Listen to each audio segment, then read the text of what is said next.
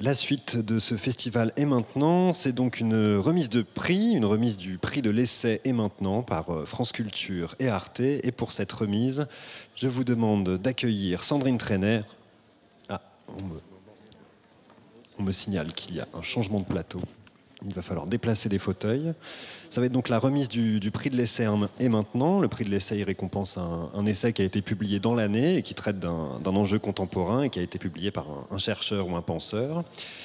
Et cette année, il y avait plusieurs candidats, au nombre de 5. À l'Est des rêves de Nastasia Martin, qu'on a entendu tout à l'heure, publié aux éditions de la Découverte. L'essai de Catherine Malabou qui s'appelle Au voleur et qui a été publié au PUF. Il y a aussi Ethnographie des mondes à venir, publié par le duo Alessandro Pignocchi, qui est dessinateur, et l'anthropologue Philippe Descola, qui a été publié au Seuil. Claire Marin, la philosophe pour Être à sa place, publié aux éditions de l'Observatoire. Elle était en rencontre ce matin dans le cadre du festival Et maintenant. Et l'essai du mathématicien David Bessis, Mathematica, qui a été publié au Seuil et qui était, lui, invité hier après-midi, je crois, dans le cadre de la programmation du festival Et maintenant. Voilà, j'ai l'impression que le plateau est en place. Je vous demande donc d'accueillir Sandrine Trainer, directrice de France Culture, Boris Razon, directeur éditorial d'Arte France, et Thierry Damerval, président-directeur général de l'Agence nationale pour la recherche.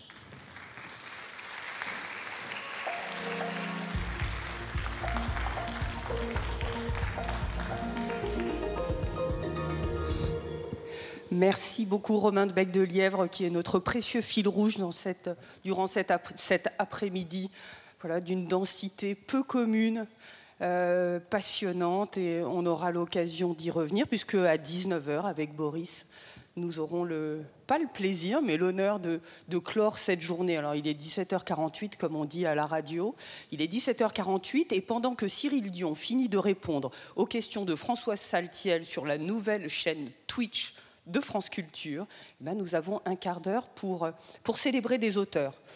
Vous savez peut-être que l'année dernière, quand nous avons créé ce festival avec Arte, avec mon cher camarade Boris Razon, nous avons décidé que dans le cadre de ce festival, il y aurait un prix, pas n'importe quel prix, un prix de l'essai assis sur une recherche, mais faisant le travail toujours nécessaire d'adresser cette recherche à tous les publics, à tous les curieux de tous les sujets de recherche.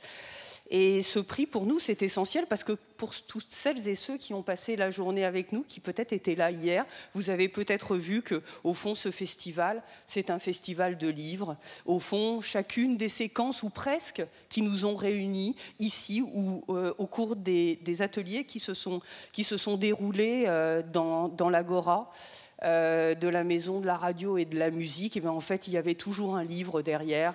Et c'est très important pour Arte, pour France Culture, d'être aux côtés des éditeurs, d'être aux côtés des auteurs et de contribuer à promouvoir cet objet unique à la fois d'imaginaire et de connaissance.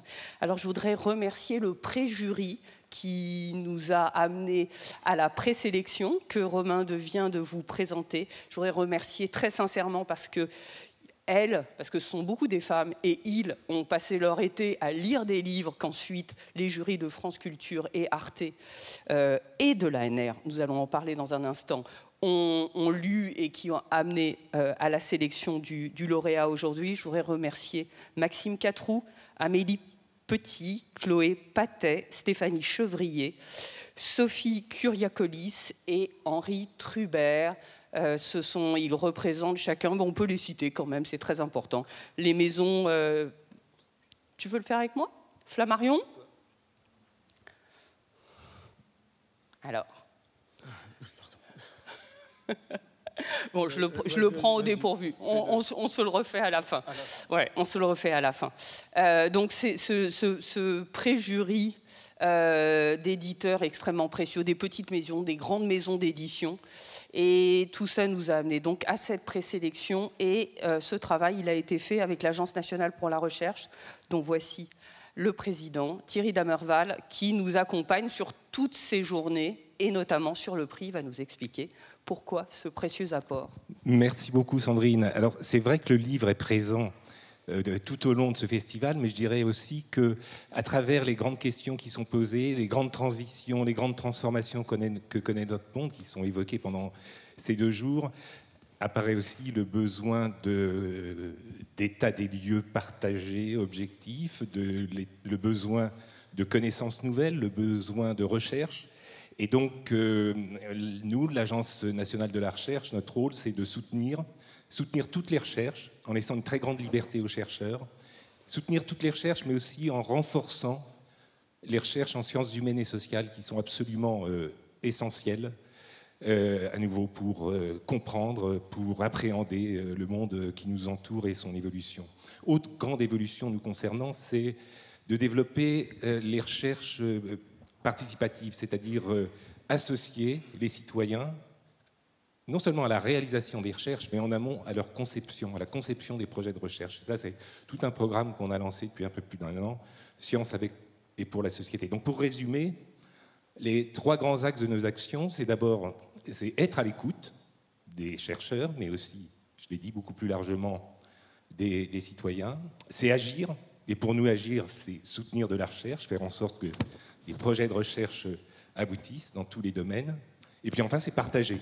Partager, c'est assurer, soutenir la diffusion de la culture scientifique, et c'est tout le sens, ces 3 volets, être à l'écoute, agir, partager, le sens de notre partenariat avec le festival et maintenant, et le partager, évidemment, le sens de notre partenariat avec le prix du livre de l'essai. Donc, merci. Boris. Et il revient à Boris Razon. Il me revient d'annoncer le prix. Je vais juste prendre un tout petit moment pour vous dire que la lecture des 5 ouvrages était un grand plaisir et que c'était aussi l'occasion de constater combien la recherche était en train de se renouveler, combien les formes, notamment en anthropologie, étaient travaillées, que le sens du récit habitait aussi chacun de ces ouvrages, qu'il y avait là plein d'horizons. Et je tiens à le souligner parce que c'était vraiment un grand plaisir et c'est un peu à l'image de ce qu'on a vécu pendant ces 2 jours. Mais maintenant, je vais dire le gagnant. Le prix de l'essai Arte France Culture revient à Philippe Descola et Alessandro Pignocchi pour Ethnographie des mondes à venir.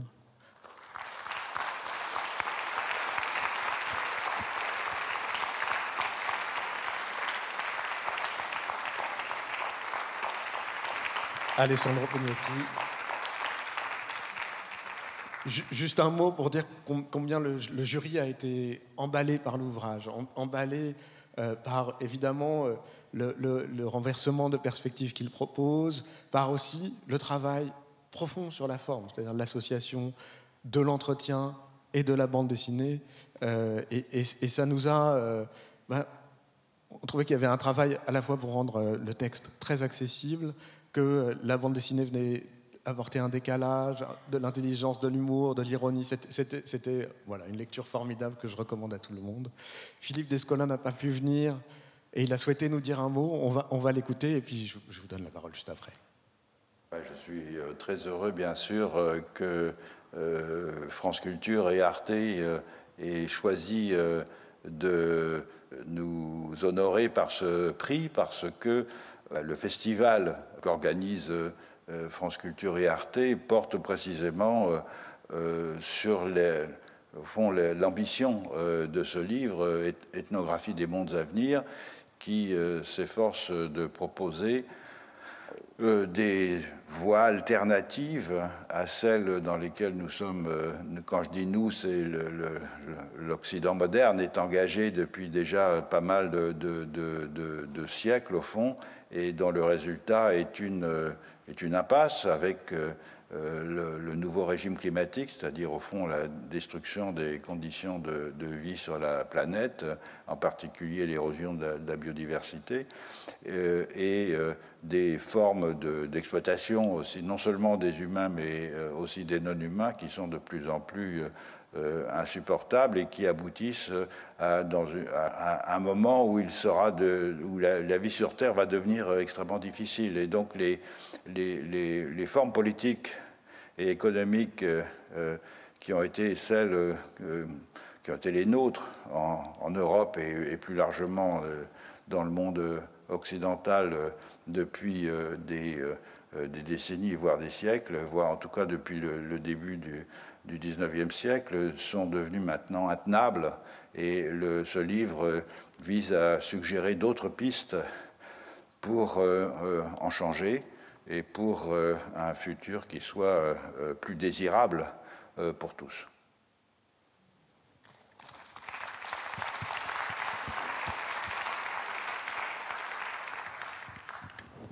Alessandro, si vous voulez nous dire un mot du livre. Je suis d'accord avec ce que vient de dire Philippe, bien entendu.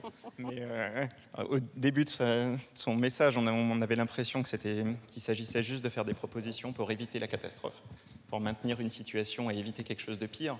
Mais ce qu'on essaye de dire, c'est qu'il y aurait toutes les raisons d'essayer de changer nos structures et nos institutions, quand bien même il n'y aurait pas de crise climatique. Que la modification institutionnelle qu'on propose, ça permettrait d'aller vers un monde plus désirable, quand bien même il n'y aurait pas quand même il n'y aurait pas de problème climatique, quoi. Et du coup, quand même, je dis merci. Je suis quand même touché. Et quand on sort un livre, on a toujours un doute sur la réception, surtout quand il a une forme peu orthodoxe comme le nôtre. Donc, ça fait quand même plaisir. Et par ailleurs, je me demandais, parce que du coup, l'hypothèse de politique fiction qu'on travaille, c'est de défendre une idée d'après laquelle ça serait souhaitable que des territoires autonomes, de plus en plus nombreux, idéalement fédérés en réseau, viendraient grignoter le territoire de l'État-nation, apporter un contrepoint à l'État et exercer un pouvoir de transformation sur les États. Sauf que bien sûr, dans ces territoires, on imagine que le travail serait massivement dédivisé, massivement déspécialisé. Tout le monde pourrait sans doute s'adonner à des activités intellectuelles et créatives, mais il y aurait probablement plus d'intellectuels professionnels qui pourraient consacrer tout leur temps à écrire des livres sur l'écologie ou à confectionner des émissions de radio ou de télévision. Et du coup, je me demandais s'il faut déduire de ce prix que le personnel d'Arte et de France Culture est convaincu par cette perspective, que l'idée de consacrer une partie de son temps à faire du maraîchage, s'occuper des brebis, construire des charpentes. On essaye de dire que cette reprise en main de la subsistance matérielle est quelque chose de désirable. Alors j'ai commencé à poser un peu la question. Apparemment, la réponse est oui, dans une certaine mesure, quoi. Mais peut-être que les gens, globalement, se disent, nous, on restera du côté de l'État, quoi. Ou peut-être que, bon, c'est un livre, on peut bien raconter n'importe quoi, de toute façon, ça a peu d'impact sur la réalité. Enfin, vous me direz, du coup, laquelle de ces trois hypothèses est la plus juste. Et si je peux prendre 2 minutes de plus pour faire de la propagande, puisqu'il s'agit d'impact sur la réalité, la version pratique, les travaux pratiques de ce livre, c'est le week-end prochain. Ça se passe dans les Deux-Sèvres. C'est une mobilisation organisée par les Soulèvements de la Terre. Alors pour ceux qui ne connaissent pas, on parle beaucoup des Soulèvements de la Terre dans le livre. C'est le mouvement politique qui en ce moment nous semble plus pertinent par rapport à ce qu'on raconte. C'est une organisation qui fédère des collectifs qui vont de la Confédération paysanne à Extinction Rébellion, entre autres, et qui aspire à bloquer des grands projets d'aménagement du territoire qu'on considère porter un monde dont on ne veut plus, quoi. Et dans le même mouvement, proposer des alternatives, notamment via l'installation paysanne. Alors des formes d'installation paysanne qui se font en bonne entente avec les non-humains, mêlés aux autres usages du territoire. Et là, le week-end prochain, donc le 29-30, c'est contre un projet de construction d'une méga-bassine, enfin, en l'occurrence de la plus grosse méga-bassine jamais construite.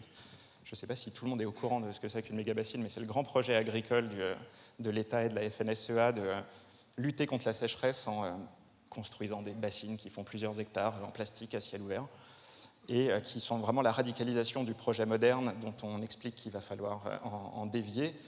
Radicalisation du projet moderne qui est un projet du contrôle des dynamiques du vivant et des dynamiques naturelles dans un premier temps, puisque là il s'agit vraiment de se substituer au cycle de l'eau, quoi, via un outillage technologique, et contrôle des populations, vu que bien sûr une fois qu'on a privatisé l'eau d'une façon aussi radicale, les idées d'autonomie territoriale, c'est complètement foutu, quoi. Donc là, le week-end prochain, on va bloquer ce chantier, notamment par le sabotage massif, parce qu'il y a une nouveauté dans les soulèvements de la Terre, et proposer une installation à la place. Il se pourrait que ça soit vraiment historique comme mouvement, on espère.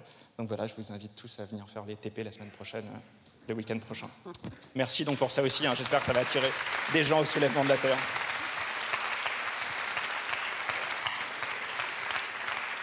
Pardon, je me permets de réagir puisque, bonjour monsieur, vous avez parlé de moments historiques, c'est bien ça.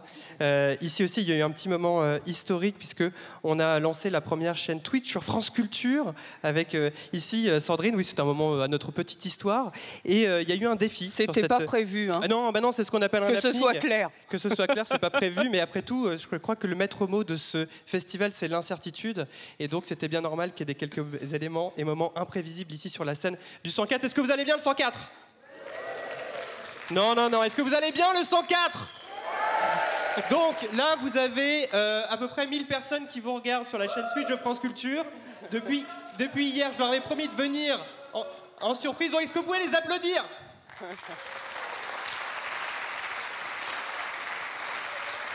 Voilà, le festival est maintenant, c'est aussi des rencontres entre le réel et le virtuel. En tout cas, je vous souhaite une bonne fin d'après-midi. Nous allons fermer la chaîne.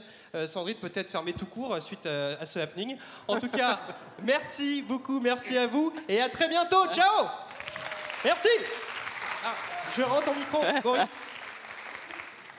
Bon, alors du coup, il me reste exactement 1 minute 30, je crois, pour vous dire que c'était François Saltiel qui a donc animé pendant 2 jours cette chaîne Twitch de France Culture, si quelqu'un l'ignore encore dans cette salle, et que vous le retrouverez vendredi prochain. Le meilleur des mondes, c'est de 21h à 22h. Dire que votre livre est publié aux éditions du Seuil, m'excuser auprès de mon camarade du fouillis de mes notes et dire que les éditrices et éditeurs qui font partie du préjury représentaient les maisons Flammarion, Gallimard, Anamosa, Les Liens qui libèrent, Premier, Parallèle et La Découverte. Et donc voilà, édition du Seuil, Ethnographie des mondes à venir. Et voilà. Je ne vais pas repartir avec non, le trophée. Donc non, il va falloir écrire un livre, Thierry. Oui, voilà. Je suis aux côtés d'Arte, de France Culture, très très heureux et honoré de vous remettre le trophée du prix de l'essai et vous féliciter très sincèrement pour cette réalisation.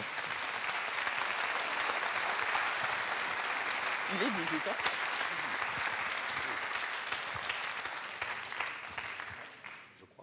Eh bien merci à tous les 4 pour cette remise de prix. Prix de l'essai à Alessandro Pignocchi et à Philippe Descola. France Culture et Arte présentent Et maintenant, le festival.